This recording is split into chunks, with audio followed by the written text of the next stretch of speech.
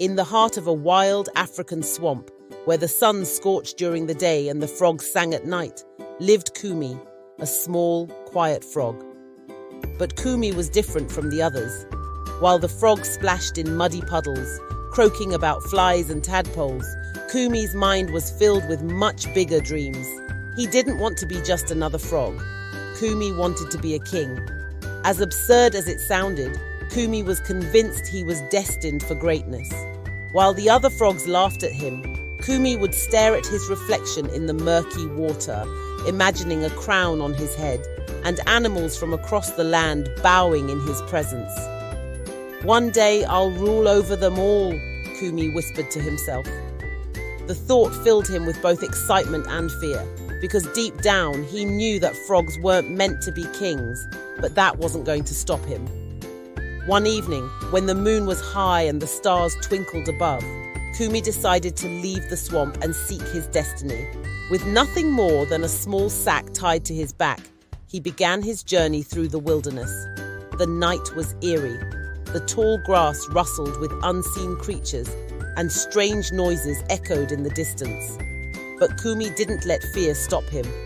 He hopped deeper into the wild, determined to find the secret to becoming a king. As Kumi journeyed farther from home, he came across animals much larger and stronger than him. A herd of elephants shook the ground beneath him, their enormous trunks waving above. "You're just a frog," they trumpeted, amused at his ambition. But Kumi refused to give up.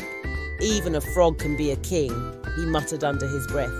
Days passed and Kumi grew tired and weak. Just as his spirits were fading, he met an old wise tortoise who lived at the base of a grand baobab tree. The tortoise's shell was ancient and cracked, and his eyes twinkled with knowledge. "What brings a little frog so far from the swamp?" the tortoise asked, his voice slow and deep, like the earth itself. Kumi took a deep breath. "I want to be a king, a true king, respected and feared by all. How can I make that happen?" Kumi's voice trembled, but his eyes gleamed with ambition.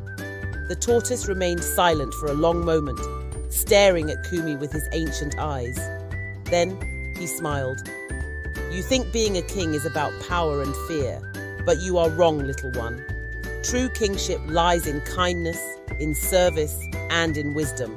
Return to your swamp, serve others, and when the time comes, you will know what it means to be a king."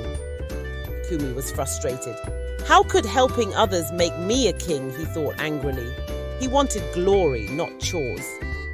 Disappointed, Kumi turned to leave, but the tortoise's words lingered in his mind, and with a heavy heart, Kumi hopped back home, wondering if he had wasted his time.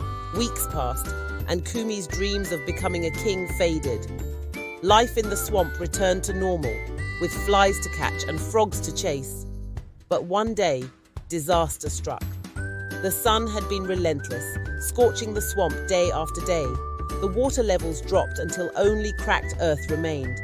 The frogs, once joyful and playful, grew weak and desperate. The swamp that had once been teeming with life now lay silent, dying under the burning sky. Without water, there was no hope. Kumi looked around at his fellow frogs, hungry, thirsty, and hopeless. "This is my chance," Kumi realized. He remembered a hidden pond deep in the forest, a place the other frogs had long forgotten. "This is it," Kumi thought, excitement bubbling inside him. "This is my moment to become a king." Without hesitation, he set out to find the hidden pond. He leaped over dry twigs and dodged through the tall grass until he reached the forgotten place. The pond was small but deep, and its water sparkled in the sunlight. Kumi was tempted to keep the pond a secret. "I could be the only one to survive," he thought. "I could rule over the swamp as the last frog." But just then the tortoise's words echoed in his mind. "True kingship lies in service." Kumi hesitated, torn between his desire for power and the memory of the tortoise's wisdom. Finally, he made his decision. He hurried back to the swamp, gathering all the frogs. "Follow me!" Kumi called out. "I know where we can find water." The frogs, weak but hopeful, followed Kumi deep into the forest. And when they arrived